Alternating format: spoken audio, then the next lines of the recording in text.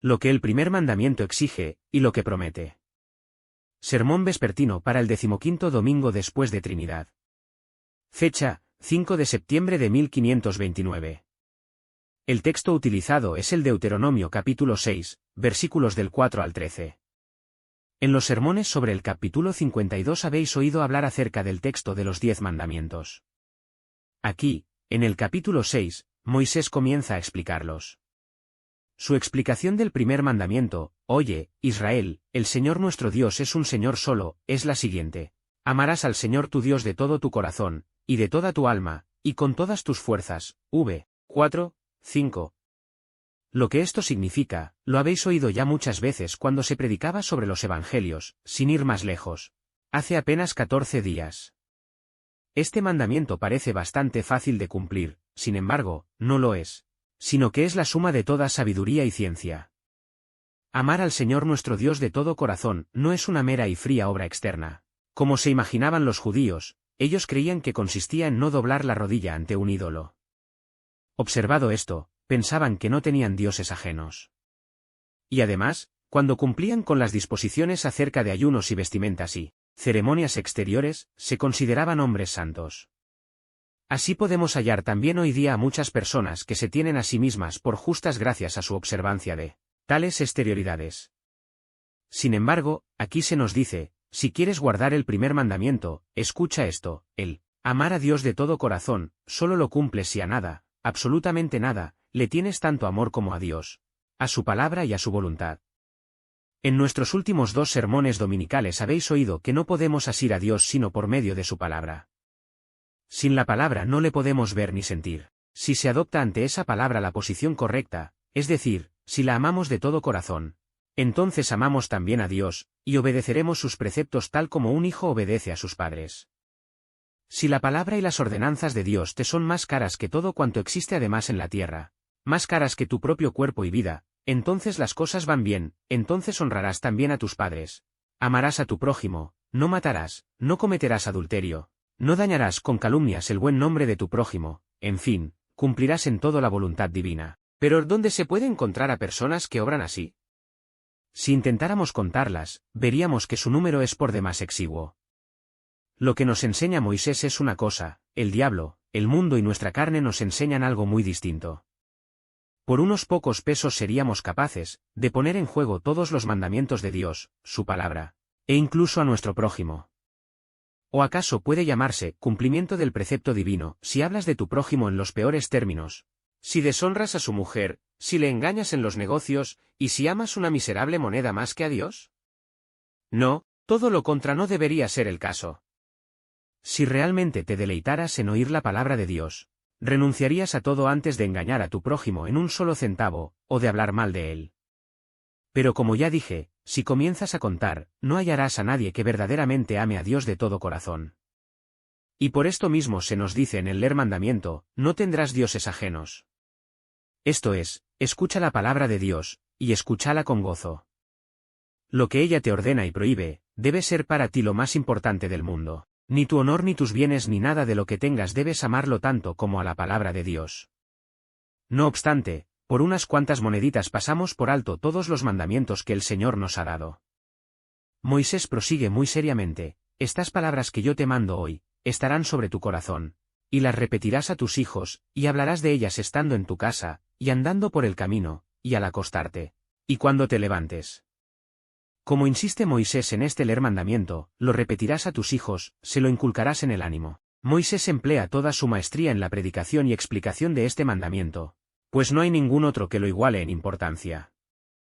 Lo que quiere decirnos con su advertencia es, no te conformes con tener las palabras del primer mandamiento en los oídos y ante los ojos, antes bien, enciérralas en tu corazón, para pensar en ellas gozosamente, ya sea que estés durmiendo, o despierto. ¿Por qué habla Moisés en este tono? Porque sabe muy bien que hay tantos hombres en la tierra que, con haber oído alguna vez los 10 mandamientos, ya creen conocerlos lo suficiente, y no les asignan mayor importancia que si oyeran alguna noticia acerca de los turcos o del rey de Francia 6. Ni se les ocurre encerrarlos en su corazón y aplicarlos en su vida diaria. Creen que es suficiente haberlos oído y saber hablar de ellos, a la manera del que oyó alguna novedad y es capaz de repetírsela a otro. Así es como piensa la mayoría de la gente. Y esto es lo que tanto fastidia, esa rapidez con que pretenden estar en condiciones de saberlo y entenderlo todo. Apenas oyeron una cosa, ya piensan en otra, y si tienen a su alcance esta otra, corren tras una tercera, y esto lo repiten incesantemente. Lo dije muchas veces, y lo vuelvo a decir, si encuentro a alguien que conozca a fondo los 10 mandamientos, y en especial el primero, con mucho gusto me sentaré a sus pies y le aceptaré como maestro. No tengo reparos en afirmar que me considero más instruido que aquellos predicadores y maestros que se creen iluminados directamente por el Espíritu, pues ellos no conocen los 10 mandamientos, pero yo sí los conozco, porque los 10 mandamientos son hasta hoy día mi donato y mi libro de primeras letras. Respecto de ellos, siempre seguiré siendo escolar principiante, a pesar de haber leído un buen par de veces la Biblia entera. Pero aquellos grandes doctores, ni bien saben hacer un sermoncito, creen saberlo todo. Son hombres realmente odiosos, porque lo único que saben hacer con los 10 mandamientos es oírlos como se oye cualquier otra cosa, y comentarlos interminablemente como si se tratara de un tema novedoso más. Pero con esto no basta. Lo importante es que demuestres en tu vida y con tus obras que estás firmemente resuelto a dejarlo todo, el hogar, la mujer, etc., antes de atentar contra uno solo de estos mandamientos. Llegamos pues a la conclusión de que no hay en toda la tierra un solo hombre capaz de guardar la ley de Dios en la forma como se la debiera guardar. Y precisamente aquellos espíritus tan esclarecidos no entienden de ella siquiera una sola letra. Esos fariseos quieren aprender en un día la ley y el evangelio enteros para poder charlar sobre estos temas. Pero cuando el asunto va en serio, cuando habría que pasar del dicho al hecho, todo queda en la nada. A estos espíritus malignos, Moisés les sale al paso diciéndoles: no os precipitéis tanto con adquirir sabiduría. No penséis que, apenas oídos los 10 mandamientos ya los habéis entendido también y asimilado. No me conformo con que tengas estas palabras sobre la lengua y las captes con los oídos y luego lo dejes todo en suspenso en tu mente. Muy al contrario, estas palabras deben de estar sobre tu corazón y ser allí tu consuelo y tu más preciado tesoro. Además, las repetirás a tus hijos. En primer término piensa en ti mismo y en la forma como debes aprender los mandamientos de Dios correctamente. No los confines en un libro, ni en el oído, sino en el corazón, es decir, haz que tu corazón se llene de una ansia gozosa de seguir la voluntad del Señor. Y luego, una vez que tengas los mandamientos divinos en tu corazón, enséñalos también a tus hijos. Más exactamente, la expresión usada por Moisés es incúlcalos, aguza la mente, de tus hijos para que los entiendan. No se trata, pues, de un mero enseñar y repetir. Antes bien, con esta expresión Moisés pone de manifiesto la clase de gente que somos. Es preciso insistir, sin aflojar nunca, porque nuestro corazón está embotado. Hay que volver siempre sobre lo mismo. De otra manera queremos ser maestros antes de haber sido alumnos. Por tanto, hay que repetir, inculcar y aguzar incansablemente. Yo mismo conozco a algunos que creen que no necesitan predicadores y párrocos. Especialmente los nobles y los campesinos alegan que poseemos libros suficientes sobre estos temas, cuya lectura nos trae el mismo provecho que si oímos predicar la palabra de Dios en la iglesia. Sí, leyendo la palabra con este criterio, abrirás tu corazón al diablo que ya te tiene enceguecido. Si el Señor hubiese estado convencido de que esta forma de leer su palabra es suficiente, ¿qué necesidad habría tenido entonces de instituir el sacerdocio levítico?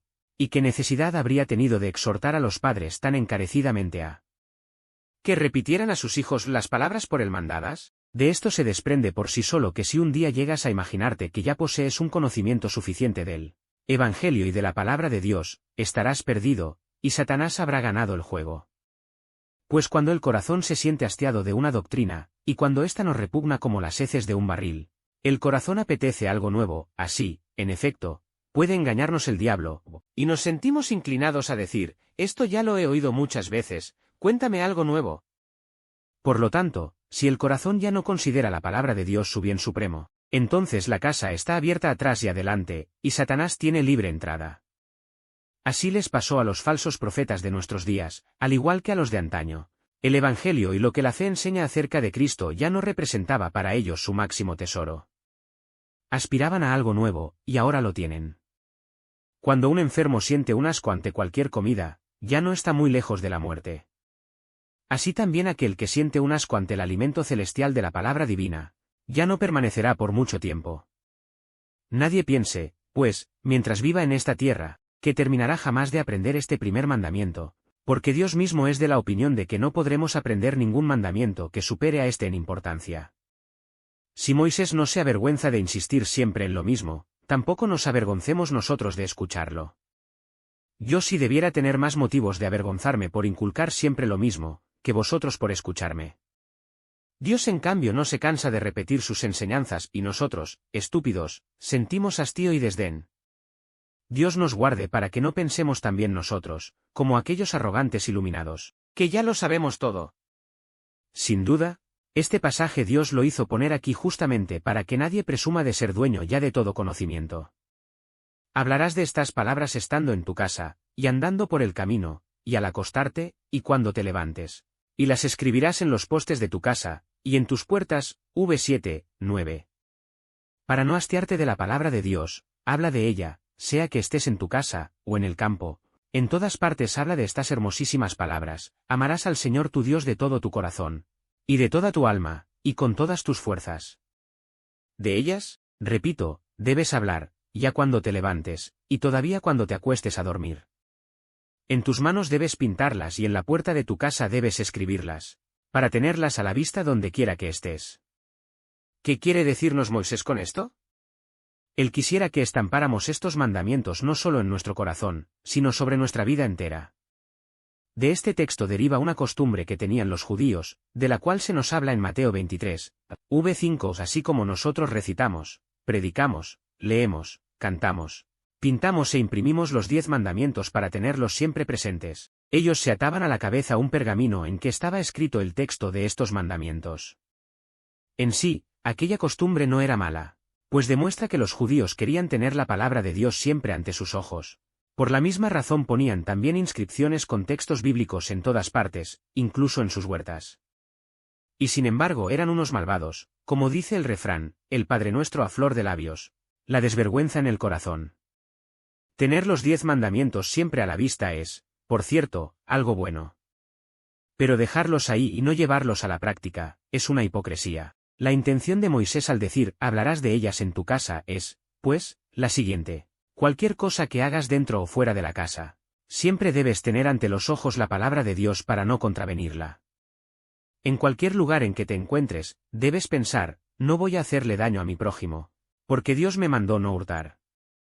Si este mandamiento haya tu aprobación, si eres un hijo obediente de Dios, y si amas a Dios de todo tu corazón, entonces no hurtarás, ni en tus negocios en el mercado, ni tampoco en el campo donde tienes tierras lindantes con las tierras de tu prójimo. Esto es lo que significa hablar de la palabra de Dios, conformar la vida entera a lo que ella nos dice. Consecuentemente, si en tu casa hablas de la palabra de Dios, ya seas artesano, cervecero, zapatero, sastre o lo que fuere, pensarás, así es como actuaré con mi prójimo. A nadie le cobraré de más ni le exigiré intereses de usurero ni le engañaré, porque Dios me ordenó en el 7º mandamiento no hurtar ni andar con negocios ilícitos. Pero ¿dónde se encuentra una persona tal? El fariseo lleva la palabra de Dios escrita en el sombrero, pero el cristiano sincero dice, quiero disponer mi vida de una manera tal que no peque contra mi Dios ni cometa injusticias contra mi prójimo. Quienes así inscriben los preceptos de Dios en su vida, son los que los atan como una señal en su mano. Todo depende de que en cada una de tus palabras, en todas tus acciones y negocios, te propongas conscientemente temer a Dios y confiar en Él, no causar daño a nadie, sino ser útil a todos. Comienza a vivir tu vida de esta manera, y al cabo de un año cuéntame lo que sabes acerca del primer mandamiento. Recuerda que no querías buscar tu propio provecho, que no querías engañar a tu prójimo. Entonces verás qué significa amar a Dios. Y verás también que todavía no aprendiste ni las primeras letras de este difícil arte.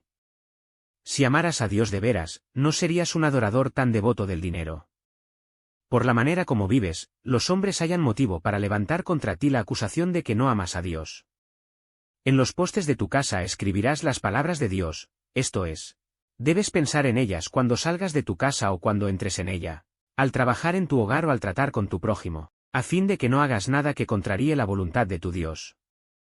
Es esta una exhortación muy necesaria que Moisés añade al leer mandamiento por cuanto se da cuenta de que los hombres, ni bien oyeron la palabra de Dios, ya creen saberla toda. Por esto quiere llevarlos del simple percibir con los oídos al oír con el corazón y al practicar en la vida, para que vean que están dañando a su prójimo con palabras y con obras debido a que no piensan en otra cosa que en buscar lo suyo propio, no importa que puede resultar de ello para el prójimo. Las lecciones más importantes, empero, y las más difíciles de aprender, se presentan cuando Dios no solo pone ante nuestros ojos sus preceptos que hemos tratado con tanto desdén, sino cuando nos envía plagas e infortunios. Ya verás entonces si en tales tribulaciones y aflicciones eres capaz de amar a Dios tal como lo hizo Job. Y si puedes decir como él, recibiremos de Dios el bien, y el mal no lo recibiremos. Job 2:10. En tales circunstancias, aun cuando no hubieres hecho a tu prójimo mal alguno y en cambio hubieres guardado al menos en algo los 10 mandamientos de Dios, te darás cuenta de que la voluntad de Dios, que en realidad debiera ser tal, más fuerte consuelo, no te resulta nada agradable si los hombres lesionan tu honor y te cubren de ignominia. Pero no hablemos ahora de esto, solo quiero repetir. No te conformes con captar aquellas palabras simplemente con los sentidos, sino antes cáptalas con el corazón y retenías allí firmemente, procurando siempre de no transgredir los preceptos del Señor en toda tu vida, y de apreciarlos como tu más grande tesoro. Cuando el Señor tu Dios te haya introducido en la tierra que juró a tus padres Abraham, Isaac y Jacob que te daría, en ciudades grandes y buenas que tú no edificaste, y casas llenas de todo bien, que tú no llenaste, y cisternas cavadas que tú no cavaste, viñas y olivares que no plantaste, y luego que comas y te sacies.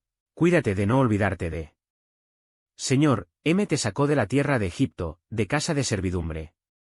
Después de haber explicado lo heme significa guardar el leer mandamiento, a saber, amar a Dios de todo tu corazón, Moisés prosigue.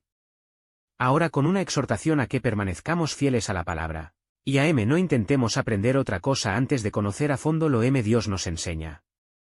Acto seguido enumera diversos impedimentos se oponen al cumplimiento de este precepto, a fin de que los removamos de nuestro camino nos atengamos estrictamente a la voluntad divina expresada en estas palabras.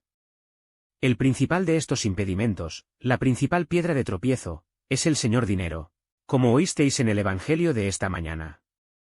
Este será el primero en desviarte de tu Dios. Dirigiendo tus miradas hacia las casas hermosas, los olivares sube otros bienes terrenales. Estos llegarán a ser tu Dios, pero al que es en verdad el Dios tuyo, le olvidarás, como ya lo dije esta mañana. El Dios de este mundo es el dinero. Contra esto quiere advertirnos Moisés con las palabras que acabo de leer. Nada de cuanto allí se menciona debes amarlo tanto como a Dios, sino muy al contrario. A Dios debes amarle más que haz todo esto. Ahora bien, amarás al Señor tu Dios, esto se dice muy fácilmente. Pero el aspecto que ofrece un montón de florines es tan bello que puede hacernos pensar, qué importancia tienen, al fin y al cabo, aquellas 5 palabras, amarás al Señor tu Dios. A causa de ellas no puedo dejar mi casa, descuidar mis bienes, o abandonar mis negocios. Por esto digo que el dinero es el primer factor que nos impide amar a Dios sobre todas las cosas, y que hace que nos olvidemos de Dios y le despreciemos. La culpa la tienen las casas llenas de todo bien, las cisternas, las viñas, los olivares de que habla nuestro texto.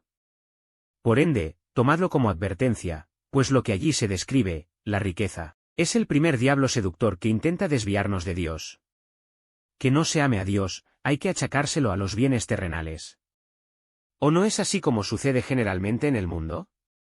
Los padres educan a sus hijos, con los dolores y dificultades naturales que esto suele acarrear. Y una vez que estos hijos llegan a adultos, comienzan a hacer distintas valoraciones en cuanto a los bienes y los padres. ¿Dónde están entonces los hijos que aman más a sus padres que a las riquezas? Cuando se acuerdan alguna vez del dolor, las penas y el duro trabajo que sus padres tuvieron durante los largos años en que los educaron. ¿Cómo les retribuyen el haber empeñado en ellos su honor, su vida y sus bienes? Adultos ya. Estos mismos hijos desearían que sus padres estuviesen muertos para poder quedarse ellos con el patrimonio. Más aún, hasta les disputan sus bienes en vida. Donde hay un solo hijo que diga, antes de pelearme contigo, padre, prefiero renunciar a todos los bienes. Sin embargo, así es como debiera proceder un hijo piadoso. Además se puede ver a menudo que a causa de unas cuantas posesiones, los hermanos se convierten en enemigos mortales. ¿Quién es el que destruyó allí el amor fraternal? Nadie más que el amor al dinero. Si reinase el amor al hermano, dirías, antes de enemistarme contigo, preferiría que todos estos bienes se los tragara el río Elba. Y así se comporta un vecino con el otro, el hombre del campo con el hombre de la ciudad. ¿Quién domina el arte de infundir en los hijos el desprecio hacia sus padres? ¿Quién provoca esa discordia entre hermanos que se han cobijado bajo el corazón de una misma madre? El dios dinero, él es el culpable de todas estas desgracias. Es el dinero el que desacredita los mandamientos de Dios de tal manera que ya no los respetan ni los hijos ni los hermanos, ni las hermanas, ni los vecinos, ni nadie. Es el dinero el que relega a un plano secundario a los padres, los hermanos y los amigos, como podemos observarlo en más de una partición de herencia, donde cada uno piensa: ojalá ya fuesen míos la casa y las tierras y los campos de pastoreo, que mis padres y hermanos se queden entonces donde puedan. Ya ves qué poderoso caballero es don Dinero, tan poderoso que desvirtúa todos los preceptos divinos. Contra este peligro nos advierte Moisés y nos dice: ten cuidado para que el dinero no se convierta en tu dueño y señor. Abre los ojos y permanece junto al único Dios verdadero, y piensa, aunque jamás tuviera bienes algunos, no obstante le tengo a Dios, que si quiere, puede dármelos, y confórtate con la certeza de que Dios vale para ti muchísimo más que todos los bienes de la tierra. Y si te dio casas, cisternas, viñas y olivares, confía en el que te dio todo esto, y no dudes de que tiene poder para darte también aquellas otras cosas de que ahora quizás carezcas. Por cierto, lo que recibiste de tus padres no lo conseguiste mediante los esfuerzos tuyos, sino que te lo dio Dios por intermedio de tus padres. Sin embargo, si consultas con el Dios dinero acerca de cuál de los dos es lo mejor, los padres o los bienes, él te dirá: los bienes. De ahí la amonestación de Moisés de que apreciemos a Dios y sus mandamientos más que todas las riquezas del mundo. Aunque te fuese quitado todo, Dios seguirá siendo el Dios tuyo, si Él quiere, te puede dar mucho más de lo que has perdido. Si te atienes a su palabra, puedes tener la certeza de que Dios cumplirá con lo que te prometió. Repito, por lo tanto, lo primero que nos hace tropezar en el cumplimiento del precepto de amar a Dios de todo corazón es el dinero. Es un verdadero Dios ajeno. Así fue entre los judíos, y así es también entre nosotros, nos fijamos más en los bienes materiales que en Dios. Esta es la funesta influencia de este Dios ajeno. Pues si yo en verdad amara a mi Dios y sus mandamientos, no le haría oposición a él y al prójimo por causa del dinero. Mas si hago esta oposición, es una señal segura de que no amo a mi Dios. De lo contrario no me portaría de esta manera con él y con mi prójimo. Todo esto empero no quedará impune, dice Moisés, porque tu Dios es un Dios celoso. Ten cuidado, pues, para que no se inflame el furor del Señor tu Dios contra ti, y te destruya de sobre la tierra. Ya ves, aquí no se trata de bromas, no tomes, pues, las palabras de Dios a la ligera. Hay quienes dicen: si hoy no sirvo a Dios, tal vez se me ocurra servirle mañana. Si piensas así, algún día el Señor será para ti no ya el buen Dios, sino un fuego consumidor. Como le llama Moisés en una oportunidad anterior, quiere decir, te exterminará de sobre la tierra. Destruirá tu cuerpo y tu vida, y después también tu alma. La experiencia lo está enseñando claramente. Quien mal anda, mal acaba, porque Dios es en verdad un fuego consumidor. Si los hombres roban y saquean con total desprecio de Dios, Él también los despreciará a ellos y hará que sus riquezas les sean arrebatadas. En cambio, si hubiesen amado a Dios más que al dinero, habrían tenido lo suficiente para saciarse con buena conciencia. Tomemos pues en serio estas advertencias, y aprendamos siempre mejor a amar y estimar los mandamientos de Dios más que cualquier bien que la tierra pueda ofrecernos.